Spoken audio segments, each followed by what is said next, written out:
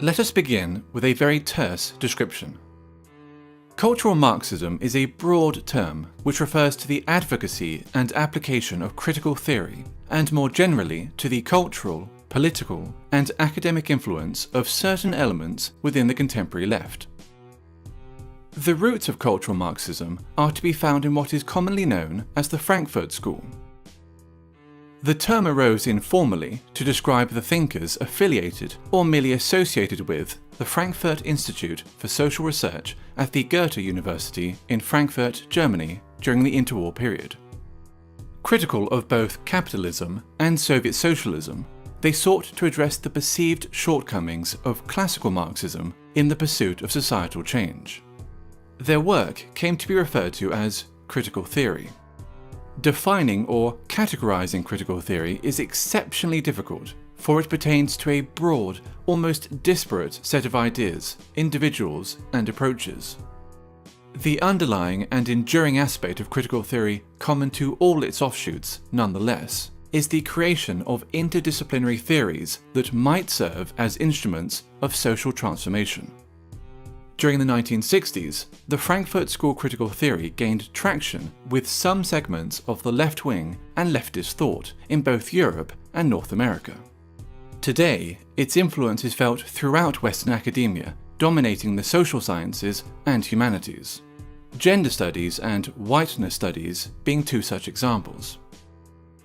One of the most influential critical theorists and an original member of the Frankfurt School was Herbert Marcuse. A cursory glance at any paragraph written by Marcuse will set alarm bells ringing for anyone even remotely familiar with the current culture of intolerance on college and university campuses. Consider the following passage from his 1965 essay, Repressive Tolerance. The small and powerless minorities which struggle against the false consciousness and its beneficiaries must be helped.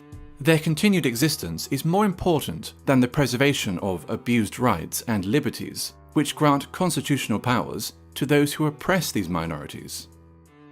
Social justice, feminism, neo-progressivism, and post-colonialism, to name but a few, are all movements inspired by or born out of critical theory, and thus all come under the umbrella of cultural Marxism. Be it gender, sexual orientation, family, race, culture, or religion, every aspect of a person's identity is to be questioned, every norm or standard in society challenged, and ideally altered in order to benefit supposedly oppressed groups. Classical Marxism saw class conflict as occurring between the bourgeoisie and the proletariat, between the haves and the have-nots. Cultural Marxism views such a conflict as existing between the oppressed and the oppressors, between those with privilege and those without it.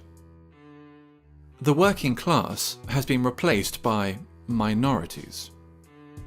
Majority groups are typically defined as privileged and oppressive, with minority groups accordingly labelled underprivileged and oppressed. Heterosexuals are oppressive. Cisgender people are oppressive. Whites are oppressive, especially white men. Christians are oppressive. Those that do not fit into these groups are thus considered oppressed. It stands to reason, therefore, that if heterosexuals are oppressors, the solution is to encourage other forms of sexuality. If whites are oppressors, the solution is racial diversity. If cisgender people are oppressors, the solution is to encourage transgenderism. If Christians are oppressors, the solution is to propagate Islam. Theodor Adorno, another original member of the Frankfurt School, wrote a book entitled The Authoritarian Personality, in which he defines parenthood, pride in one's family, Christianity, adherence to traditional gender roles and attitudes towards sex, and the love of one's own country as pathological phenomena. This tendency to pathologize opinions and life patterns, which are not in accordance with its own political ends, is characteristic of cultural Marxism. Differing views are thus described as irrational fears or phobias. For example, a person who feels uncomfortable living as a minority in an area dominated by Muslim migrants may be decried as an Islamophobe, since wishing to live amongst those culturally and ethnically similar to oneself is considered sick and phobic. When Pakistani Muslims living in Britain, by contrast, show in-group preference, converting entire sections of a town or city into a mini Pakistan, there is no sickness, no phobia, only multiculturalism. 20 years ago, there were no Pakis here, no one was doing nothing. But now, the Pakis have made a stamp, man, trust, you know what I mean? Now, think 20 years ahead, boy, fuck knows, man, this is going to be Pakistan. Or England, it's going to be Pakistan, man. They're all fucking shipping over. A popular and propagandist manifestation of cultural Marxism is political correctness, in which media channels and social scientists make it a mandatory exercise to do the following. Question common language. Illegal immigrants, for example, are to be referred to as undocumented migrants, while ethnic discrimination is referred to as affirmative action. Their ambition to define and redefine words can be seen as a means of controlling the discourse and altering cultural norms. Racism and sexism have been redefined as a product of prejudice plus power, which leads to such ridiculous statements as, "There's no such thing as sexism against men," and "I, an ethnic minority woman, cannot be racist or sexist towards white men."